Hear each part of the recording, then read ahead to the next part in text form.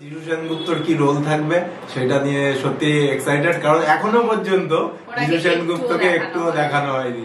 মানে একটা ভিলেনের একটা মেন লিডিং কিরদার জিজু সেনগুপ্ত রোলটা করেছে এবং সেটাকে সাসপেন্স রাখা হয়েছে, কারণ ওনার লুকটা একটা কিছু স্পেশাল লুক দিতে চলেছে। দেখা গেল মানে অ্যাকচুয়ালি কি হিরোর মাহাত্ম তখনই বোঝা যায় যখন ভিলেনও সেই টপ করে, তো এখানে ভিলেনও powerful. So what a fantastic trailer we can say it. দারুন দারুন একদম।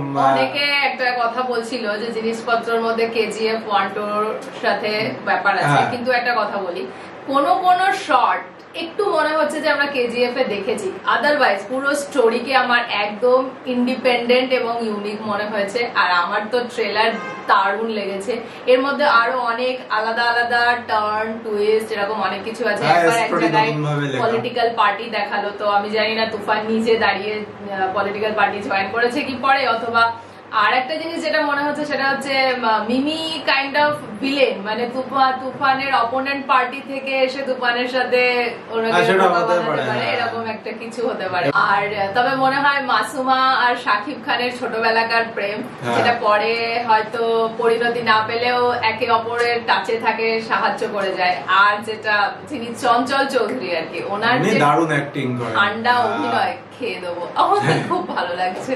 আর স্পেশাল যেটা আরেকটা লাস্ট শাকিব খানের যেখানে ইয়াং এজের দেখাচ্ছে, ও কি লাগছে, দারুণ লাগছে।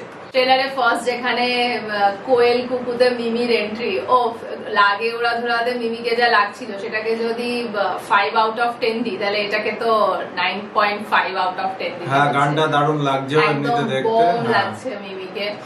আর শাকিব খানের এন্ট্রির ফার্স্ট যেটাও আগেও বললো যে ব্লাড মানে রক্তের ছিটাগুলো মুখে লাগছে, সেই ব্লাডের কোয়ালিটিতে কোনো খামতি নেই, একদম মানে র সিন যাকে বলে। আর কেউ যদি অ্যাকচুয়ালি কেজিএফ 1 বা কেজিএফ 2 না দেখে থাকে, তার জন্য এটা একদমই নতুন এবং একটা দারুণ সিনেমা উপহার হতে চলেছে। মানে আশা করি বাংলাদেশে থিয়েটারে কেজিএফ 1 কেজিএফ 2 রিলিজ হয়নি, তো এই সিনেমাটা ওখানে আগুন লাগিয়ে দেবে। এবং একটা এমন সিনেমা বানানো এই স্কেলে দাঁড়িয়ে এটা দারুণ ব্যাপার। এন্ড প্রতিটা শট বিশাল বড় বড় স্কেলে শুট করা হয়েছে এবং টোটাল ট্রেলারে কোথাও মানে অ্যাক্টিং বা ডেডিকেশনে কেউ খামতি রাখিনি, যেটা বলা যায় সেটা। এরকম একটা সিন ছিল যেখানে একজনকে পেছন থেকে দেখাচ্ছে, শাকিব খানই মনে হলো, আর নিচে দিয়ে ট্রেন চলে যাচ্ছে, কি লার্জ স্কেল, কি দারুণ ভিউ। এবং বলা যায় যারা সিনেমাটোগ্রাফি করেছে, ক্যামেরার টোটাল দায়িত্ব নিয়েছে, তারা দারুণ বানিয়েছে। প্রতিটা সিনকে স্পেসিফিকলি স্কেল ওয়াইজ ধরে ধরে শুট এবং এডিট করা হয়েছে। সেটা থটফুল ব্যাপারটা, সিলটার সাথে আংটির যে ম্যাচ, দারুন দারুন। আর কিছু রয়্যাল গাড়ি, রয়্যাল উইপেন বলা যায়, এগুলো ইউজ করা হয়েছে, দেখতে ভালো লাগছে। এবং ডায়লগ ডেলিভারি গুলো দারুন, প্রতিটা ডায়লগ সিনেমার সিটি তালি পড়ার মতো।